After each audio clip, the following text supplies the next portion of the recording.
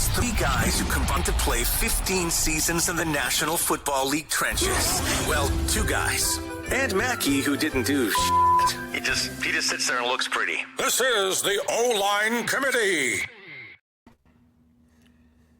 Almost to 4,000 YouTube subscribers, boys. So close. We're climbing that mountain, man. Like the Price is Right yodeler. We're just on our way up the YouTube mountain. Yeah, but we What ain't a falling great off the analogy. top. We ain't What a falling off the top.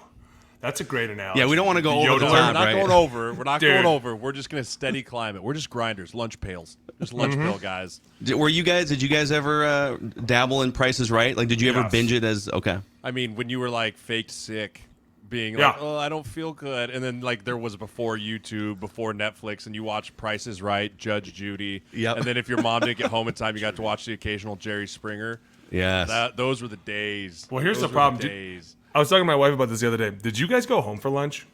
In high school. But in grade school, you didn't go home for lunch? No. No. For grade school, we got to go home for lunch. And so my brother and I hold would on. go home. What'd you guys just drive? You were like No, we 8. walked home. Walk home. You got just off walked home campus and walked lunches back to at school. 8 years old. Yeah. So, it was but awesome. how far, so wait, so like throughout the rest of your schooling, you just ate lunch at home every day? Yeah. It was awesome. So we'd watch TV, watch TRL, stuff like that. We'd watch. Oh. That's when we would watch a lot of the NFL clips because that's when the NFL clips would be playing during ESPN. And so we would watch the Steve Sable clips, my brother and I, and it was Yes. incredible. My brother would make chicken wings and mozzarella sticks, and then we'd run back to school. So they Wait, would how much trust time did you 8-year-olds. have? Yeah, you trust 8-year-olds for time management. Like, hey, fourth Well, period I was is 8, my over. brother Make was- sure you're back Listen. in another hour. I'm going to be very fair right now. My brother was 2.5 years older than me. He's very mature, very, very large, not to mess with type of dude my whole life. So my mom was always like, hey, you got him, right? My brother'd be like, yeah, I got him too. We get home, he'd be like, hey, set the oven to 425. I'm going to put these mozzarella sticks in. We'll go watch some of this, and we'll just smash them down and run back to school. I'd be like, that sounds great. Let's do that. And then we'd just be booking it back. It was great. So fun. If you want to know how to get to 325 pounds and become an offensive lineman, Hey. eat mozzarella sticks for lunch every day starting at age 8. Whole and go box forward. of corn dogs, we would crush. Oh. My brother was so cut, and I was always so jealous. And I was like, how do you eat that and look like that? And I look like this. God, this is terrible. Okay. Before we get to dumb football questions, top 4 snacks when watching TRL in the late 90s as a kid.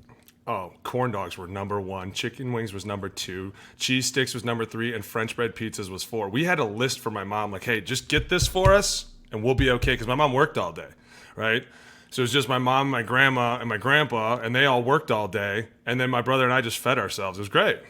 Dude, how no we love roll. for Hot Pockets? I was gonna, Dude, so I had Hot mine, Pockets. pizza rolls. Pizza rolls are up there, oven baked pizza rolls, Hot Pockets, the Philly cheesesteaks from Costco that you can just throw into Jeremiah the microwave. has no feeling What? on the top of his mouth Oh, no, anymore. All fry these are like every Wait. food that singes your mouth, basically. What Philly cheesesteaks at Costco? There's these What do you- microwave. There was No. these microwavable Philly cheesesteaks that you could just throw in the microwave for like a minute and a half, and they were electric. And I'd have like 6 of them.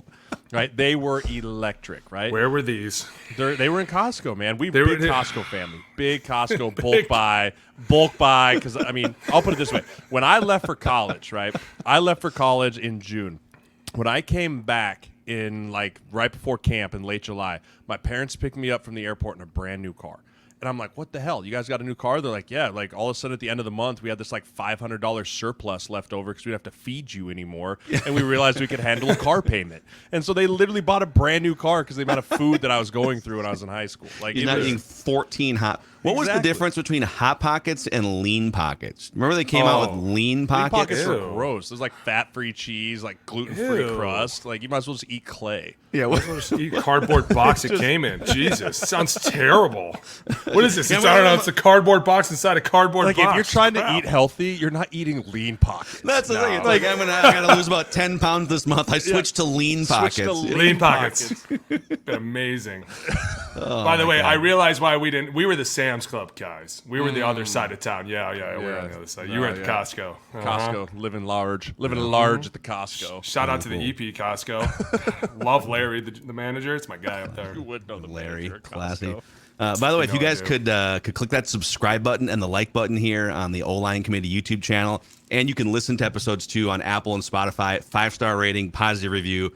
Let's keep growing this thing. Offensive line lifestyle club here. Boys, I have 3 dumb football questions to throw at you guys. I believe all of these are from the audience this week here. So we'll start with Kevin Bach. He wants to know, and by the way, submit your questions. We read through the comment section on YouTube. We stockpile these things. No question is too stupid for dumb football questions. Kevin Bach says, what happens when the players hate the play calling? Are players as critical as fans when it comes to criticizing play calling? Have you ever witnessed anything approaching a mutiny because of bad play calling? I mean, there's a lot of fake mutinies. There's a lot to unpack there. Yeah, there's a lot. I'll just start with the mutinies because I've been on a I wouldn't say they're mutinies as much as like Jeremiah knows the term, the players only meeting, where you're like, this is a players only meeting. You're like, all right, season's over, boys. Get the U-Hauls. If we have to sit down without the guys advising us, something has gone really wrong. Like we're over here like, we know better than the 30 guys upstairs. Come, listen. That's when to me it was like, and Jay knows me, I think guys panic a lot. They just panic so much. And the coaches do too. And I wasn't a panicker ever. Like there was never a reason for me to panic. It was more like, all right, what did we do wrong? Let's either not do that or let's work on getting it better. And everybody around us was always like, oh my God, the sky is falling and we need to do this. And you're like, dude, just take a chill pill. If everybody would just chill out, you would see that it's not as bad as you think it is. Like there's a few stupid things we got to clean up, but and I think a lot of it too is guys are afraid to admit when they screwed up. So it's more like, let's just throw panic on it and make it worried. And it's like, let's just figure out what we did wrong and let's go fix that. Right. And I'm not saying that some of them weren't warranted. Like there have been times where I think guys were like, dude, I'm not putting up with this shit anymore. Like it's getting out of control. I can't do this anymore. And they just start going crazy. And you're like, I understand that. I get that. But when you hear these like players only meetings where they're like, we just got to play harder. It's like, why do we have to tell ourselves to play harder? Like, who are we talking to? Are you talking to yourself or are you talking to me? I'm confused as to what's going on here. So I wasn't all about those stupid players only meetings. I wasn't cool with it. I mean, and as far as it goes with like the play call stuff, like I've seen quarterbacks flip out when like a play doesn't work in practice multiple times, or like just take it out, get rid of it. Like it's not. Oh gonna yeah, work. we see that all the time. Like you see that all the time, but like very rarely anyone I'll say this on the offensive side. Very rarely, besides the quarterback, does like the OC ever listen to like take that play out. Or if you have a like super veteran center like a Ryan Khalil, or someone's been in there and is like, hey man, this run play is just not, this ain't it. Like this ain't it. Let's work on this. Let's work on that. That's more along the lines of like, it's not necessarily mutiny, like it's conversations, but there are like at the end of the day, the quarterback has final say. And I've seen quarterbacks legitimately be like, I just won't call it. Like, and they've been like screaming. I've seen screaming matches with the OC, and they'll just be like, fine, you can call it if you want. I ain't going to run it. I'm going to check it. I'm going to check it to something else.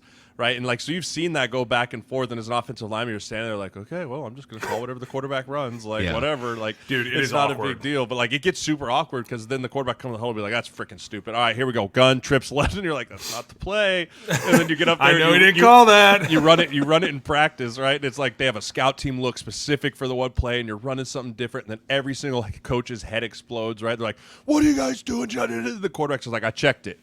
And then you're just like, okay. And like, you just sit there like, I'm going to have to hear about this in meetings, right? And then the O-line coach comes to the meeting like, you guys think you can do whatever you guys want out there. And I was like, listen, if 7 says we're running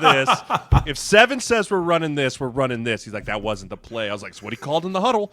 So whatever he called in the huddle is what we're gonna run. And it what are you like? You're gonna get up to the like an offensive lineman's and be like, well, I'm gonna run the original play. You guys do whatever you want behind me. Yes, we always get caught between who are you following, and I'm laughing because Jay, how many times have you heard that scenario? Yeah, like, that's coaches. You guys think you know you can do whatever you guys want out there, huh? It's like, I mean, listen, I'm doing what I'm told. I'm just doing what I'm told. Like, I understand that I'm a mushroom. You just keep me in a dark room, feed me shit, and I'll grow. But like, I don't want to be yelled at. Like, I just want to be in my corner. And then you get yelled at, and then the quarterback has to come in usually and like smooth everything over. Like, no, this is what I said, and we're gonna do this. And again, you just sit there like, see, yeah, what he said. Well, here's the funny thing too is like, I've had coaches like Jay said that go off on us, and then they're like, you're feeding into that. And you go, you need to run this play, and you know it, and you're like, he's the boss though. Like he's the one that holds the ball. If he calls a play, we're gonna run it. So then, like Jay said, I've seen quarterbacks come in the room after the O-line coach went off on us, and the quarterback was like, is there a problem in here? O-line coach, no problem. We're going to run the play I call, right? Oh, yeah. Oh, yeah, Bubba, we got you. We're good. Walks out of the room. God damn it. God. Just so mad. We're all just sitting there like, now what? Now who are you yelling at? See, we're listening to him. That's our job. That's why Phillip Rivers, he was one of the only guys I ever did that. He would kick the coaches out of the Wednesday protection meeting. So Wednesday protection meeting, Wednesday afternoons after practice, we're installing third down blitz. Phillip Rivers would be like, all right, coach is out. And he would go through and be like, all right, he'd have his own blitz cut up. He did it all himself. Like the centers and him had gone over it at 5:30 in the morning earlier. And then he'd install every protection that we'd be going through against every blitz look that he'd pull up. And then it was our job to go back and tell the coaches, and when I say our job, I mean the starters, to go back and tell the coaches, this is how we're protecting this week. And at that point, the coaches really had no leg to stand on because they weren't in the install meeting. They'd be like, well, I don't know if that's going to work. I'd be like, well, Phil made it work, so it's going to work. And so I feel like Phillip Rivers, once he gets 10 years in the league, I feel like there's 5 to 10% of quarterbacks that they've been in the league for 10 years. They're multi-time Pro Bowlers that they probably get more leeway to do some things, right? Okay. I'm sure Patrick Mahomes gets to do what he wants. Like, come on. I mean, we saw Kevin O'Connell chirp Kirk Cousins a couple times in the quarterback docuseries that just came out for the quarterback sneak in Buffalo. This is I gotta watch this. Extreme tenors. Oh my gosh! Can we talk about that? By the way, can we course. talk about that? I was part of the extreme tenors. I almost threw up in my You're mouth. Just jealous because you can't sing like Kirk. Oh Cousins. My gosh! No, that was. What are you idiots talking about? Boone, you gotta watch the Netflix came out with an 8-part docuseries. They followed Patrick Mahomes, Kirk Cousins, white bread, and Marcus Mariota around for a full season. By the way, I love how Marcus Mariota. Did you watch the whole thing, Jeremiah? No, I'm only 3 episodes in. I'm gonna spoil one thing for you. That's fine. We already watched the season. Okay, we already know that Marcus Mariota basically quit the Falcons. His wife had a baby. They replaced him with Desmond Ridder, and he kind of left and decided to get surgery. They just stopped showing him on the show after what 5 episodes. What are you supposed to do? He's just gone. Amazing. No. Anyway, sorry, that's a tangent. We'll do a recap. We'll do a recap. We'll all have to watch it, and I'll have to watch this. Yes. Watch something about a quarterback. Why would I waste my time? It's not bad. The first 3 episodes have been pretty good so far. It's fascinating. Yes, I mean it's probably more fascinating for guys like me who just don't get to be behind the curtain. Does it show you their nerdy side that we've always seen that they've never seen? Okay, that's exactly what it is. Like we know all these things about these guys, and we're never really allowed to talk about it. And now I guess you're starting to see it. Go watch it. Right, You'll appreciate it. Anyways, next question. All right, next question from Joseph S. here in the YouTube comment section. What is the most you guys talk about? Sometimes young players in these training camp meetings or whatever, and they're just it's an avalanche of information, and they're looking around like deer in the headlights. So Joseph wants to know, what is the most out of nowhere stupid question you've ever heard asked in a meeting?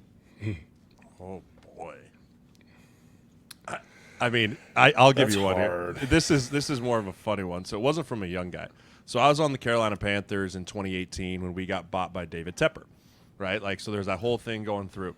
And so David Tepper comes up to the front of the room and training camp, and he's like, "Hi guys, I'm your owner." Da-da-da. He's like, "I want to be an open book. I'm ready." This is like a hedge fund guy, right? Never really been around professional athletes before, and so we're all sitting there. And at the very end, he goes, "I want to open it up. Any question? Nothing's off limits. I just want to hear from you guys." And all of us are like, "Oh, that's a poor choice of words."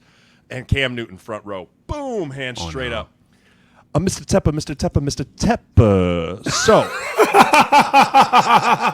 how much money do you have? And everyone's like, what? And he's like, well, I mean, he's like, no, Mr. Tepper, you said anything. How much money do you have? Yes. And they just started, and he started bright red. He starts going in circles well, you could Google it. You could look up my net worth. And he's like, that's not what I asked, Mr. Tepper. And it went on for 5 minutes, right? And eventually Rod Rivera at the back's like, but Cam, let it die. Move on. It just went on. He's like, you said we could ask you anything. You said we could ask you anything, Mr. Tepper. It was one of the funniest things I'd ever seen in my life. Dude. What is Mr. Tepper's net worth? A lot. I mean, he bought I think back then he bought the Panthers for $2.2 billion or something like that. $18.5 billion net worth. He's a very, very rich human.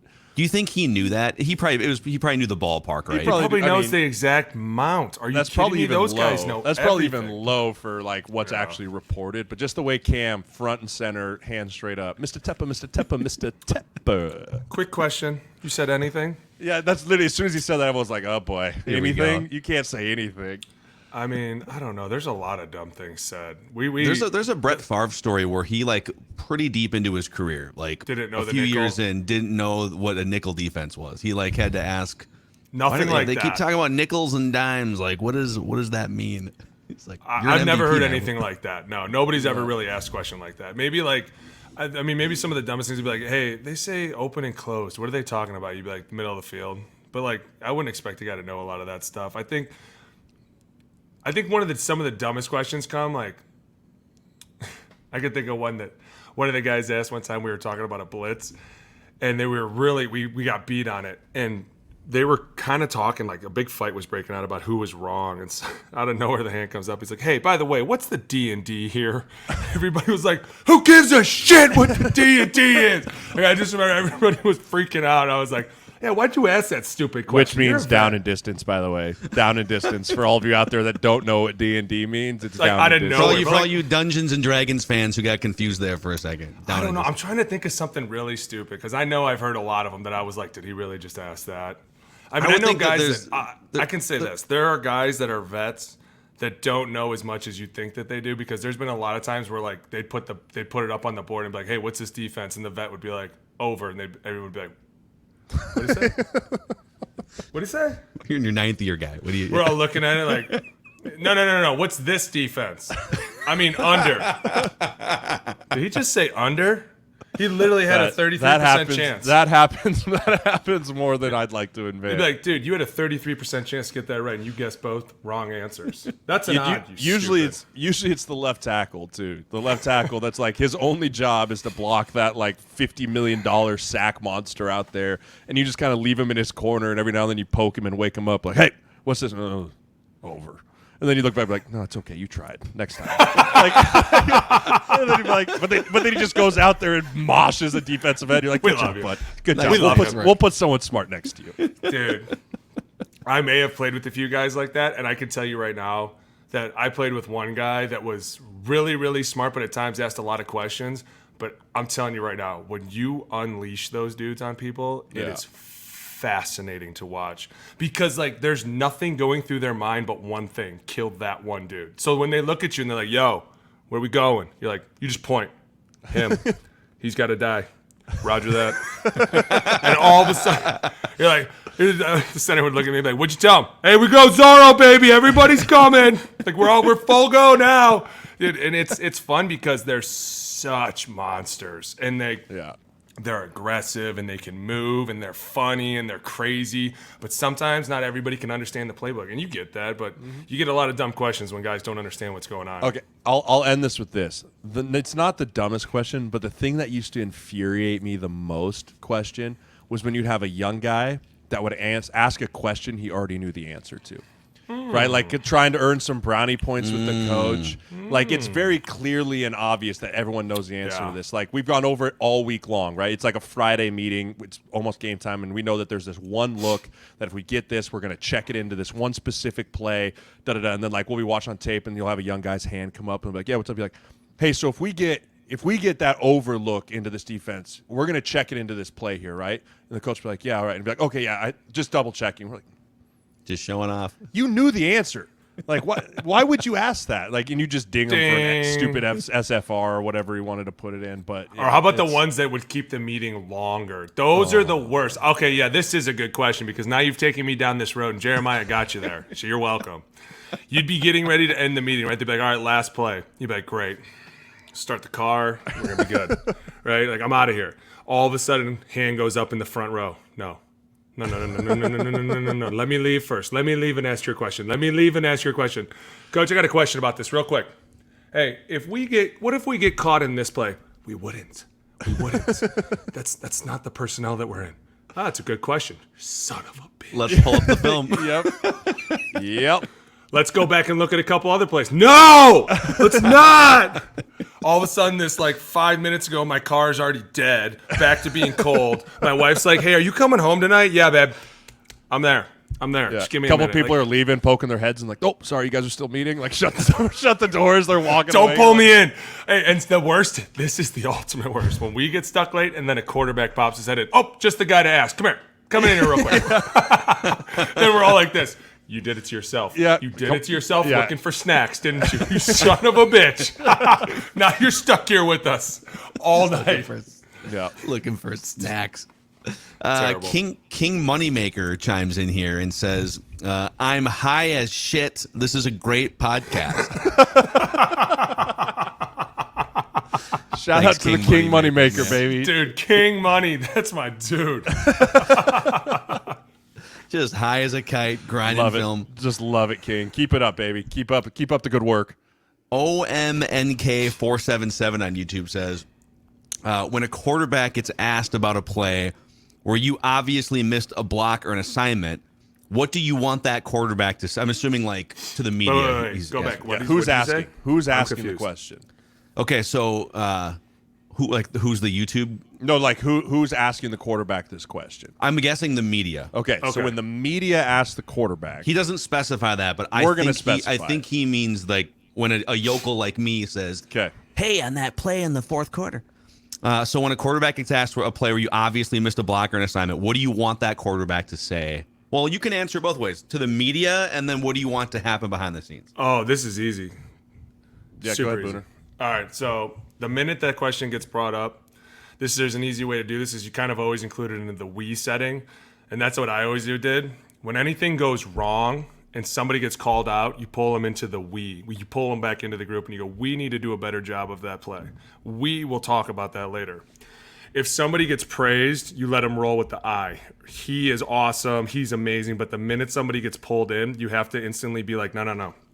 Because remember, I don't want you talking about my shit to the media, okay? If I ruin something or I screw up, you can fillet me in front of the team in a closed door. Jeremiah's seen it. Yep. You can do whatever you want to me. I will sit there like a grown man and take every bit of it. If you rag my name through the garbage of the media, that is, I will ruin you. And I will come back so fast. Like, you have no idea. I have never in my career ever gone down that road because I know how it turns the team quickly. Like, somebody's like, hey, I know I messed that up. You know I messed that up. Who gives a shit if they know I messed it up? They can think whatever they want. You can yell at me and cuss me out in a closed door. Everybody's allowed to hit me behind that closed door. But once that door opens, we are one team. And we are, hey, we will work on that. We can do better on this. We used to do it all. We used to get called out all the time. And it was like, hey, like, so-and-so gave up 3 sacks today. It was like, we will work on that. We will get better at that. We need to grind that. Like, that's a we thing, right? But the minute it's like, yo, Frank Gorsh crush. Oh, Frank's the man, dude. Frank's an animal. Frank's a Yeah. beast. You know what I'm saying? Like, you let him roll on his own tide. But the minute people want to pull a guy down, you got to pull him back up and be like, by the way, you're talking about one of my friends. So be careful, right? Like, we are united here, and we won't let people come in and do that. And that's how to me, that's how the media tries to get at the team. Like, they're like, hey, let's go single this guy out and see who comes after him. Because you saw it, Ben and AB, quickly that riff was like, and especially those guys, because the media is always trying to drag those guys together. Oh, the receiver didn't look like he was running the right route. We thought he ran the right route. We will go back to and look at it. We'll figure it out. We will get it handled. Like, that's how you do it. Yeah, I mean, if it's a post-game thing, the greatest thing ever is, well, I just got to check the tape. Yep. Right? Like, that's the greatest check-all. Like, you can know for sure, like, hey, yeah, my left guard slid the wrong way, and my 3 technique absolutely murdered me.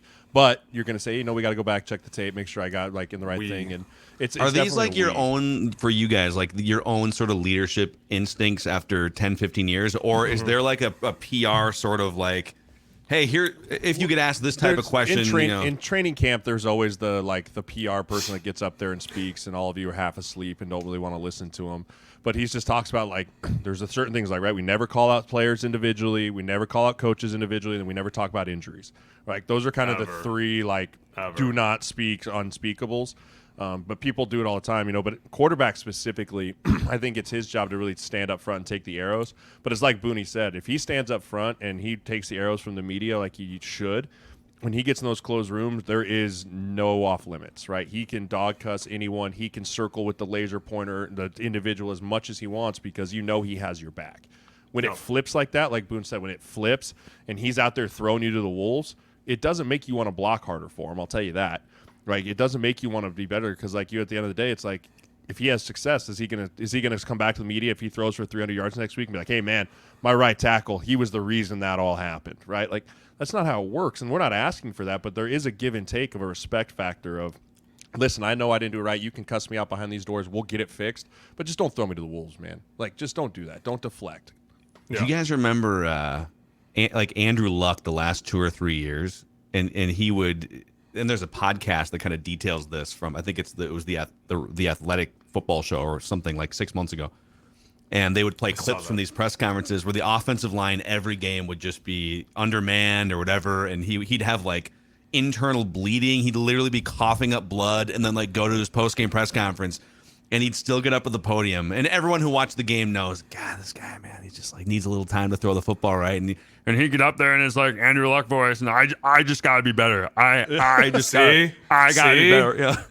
Yeah. Those are the guys, and that's blood what people trickling down his lip, you know. Yeah. And it his spleen is lacerated in his body. Jay will tell you, though, one of the most respected people in that league is Andrew Luck because, number one, he got hit as hard as he did, and two, he never threw anybody under the bus. Like, there's something to be said about getting your ass kicked and handling it like a man. And that's what I think the one thing that makes a team is the minute the media is like, hey, let's try and drag this guy out apart from them, everyone else is like, where's he going? Come over here. He's with us. Yeah, we all messed up today. He was not the reason that we lost. We all lost this because we didn't come prepared. And it's like you hear these answers from guys, and the minute you hear it, you're like, all right, that guy's a leader. Or you'll hear an answer where a guy's like, yeah, he did mess up, but it's okay. He'll fix it. It's like, not a leader. Not what I would have said. Certainly not what I want my teammate to read, because who do you want to wake up the next day reading all these quotes about you? Like, you're the guy that's sitting in the locker next to you said all these things about you. You'd be like, dude, seriously? Well, I mean, it circles all the way back to like, what's the purpose of it, right? Like, is the purpose of it to deflect from you and try and make it so that or is the purpose of what you're doing to make the betterment of the team, right? Like, nothing you say to the media about another individual on the team that's negative is going to make your team better. Nothing. But you can have those hard closed-door meetings, and those will make your team better. So it all circles back to, what is your purpose? What is your purpose of saying whatever you're saying to the media, to the coaches, to whatever? It all needs to be for the betterment of the team. And if that's the case, then, I mean, your quarterback's never going to stand up there and throw his O-line or anyone really under the bus. Like, I think back to, like, the Jefferson catch against they're playing the Eagles, right? And Jefferson ran that stick route and, like, completely gave up on the route, and Kirk threw it to him, and then – like, Kirk was even like, you just didn't feel like you had it? You just didn't feel it? And he's like, nah, man, that's on me. But you didn't hear Kirk say that in the media, right? Kirk didn't come out in the media and be like, yeah, Jefferson ran the wrong route, right? Like, that's the kind of stuff that you see from the really veteran leaders in this league. And it's something that young quarterbacks need to pay attention to, because it's really easy as a young quarterback to be like, I just want the attention off me. Yeah. Like, I want the heat off me, and it's really easy. Like, let me just try and divert it to someone else for 2 seconds, right? And it always comes back to backfire on them. But, like, that's just what you have to do and understand where you're at. You're one of the top 32 people in the world playing quarterback. Yeah, shoulder blame, deflect credit, essentially. Correct. Is kind of exactly. Right? Always. And it's like Jay said, and before too, I think about this, and like the 2016 year was one of those years for us where it was like the media was like constantly like, let's not go in the locker room. Let's just avoid the locker room at all costs. But the minute you would get caught in there, you're like, all right, I'm in a good place. I'm in my happy place. I'm trying to bring everybody, because you're trying to bring everybody up at the same time. No. We're good. We're good, baby. We're good to go. He's good. We're good. They're good. Everybody's like, after a while though, you're like, dude, this is just getting out of control. And you see the media trying to pull people apart, and you see how they slowly do that. And it's like, man, this is crazy. But I could see how guys can easily walk down those doors and easily get caught saying things. But I also respect the fact the media has to have something to write about. Of and course I'm not gonna sit here and poo-poo all over the media, because they have a job to, they have a family to feed, they have stories to write, they have those type of things. Like, it's just part of the beast. It's just part of the responsibility of playing in the NFL, is understanding there's going to be negative media at one point. Yeah, but if you figure it out, it's almost kind of fun, because it's kind of like a little bit of a game, right? And yes, like, the smart players use it. They use it to the advantage of the team and themselves. Exactly. Yeah. Of course they do. And when you see those guys coming in with they're getting ready to fire their shots, you're like, dude, I'm prepared. I'm ready, and I know what I'm going to say. I know how I'm going to see that Disneyland sweater and those New Balance. I see him walking over with those tube socks. Hey, can I ask you a question? I was just tying my shoes. Can I get a minute? No, you can't. You know what's coming. Never mind. By the way, okay, I will say I'm going to stand up for New Balance for a second here. They just signed Shohei Ohtani, the best baseball player in the world. New Balance is on the cool swing here, boys. Okay. Sure thing, pal. Sure thing, buddy. Nike's over there sweating right now. Nike's worried about losing their contract with the NFL to New Balance. Fast forward 2 years. It's Jeremiah here for New Balance on the O-Line Committee podcast. It's like having pillows on your feet. And it looks like it. You better be married, because it sure isn't going to get you any women. Use promo code OLC. 40-year-old 50% virgin. There's your round of dumb football questions here on the O-Line Committee. Again, hit us with a like and a subscribe button. This is the only show in America where an idiot fan gets to ask questions to two former NFL players, and we'll take as many of your questions as we can on a weekly basis here. So, go lace up those New Balances, kids, and we'll see you next time.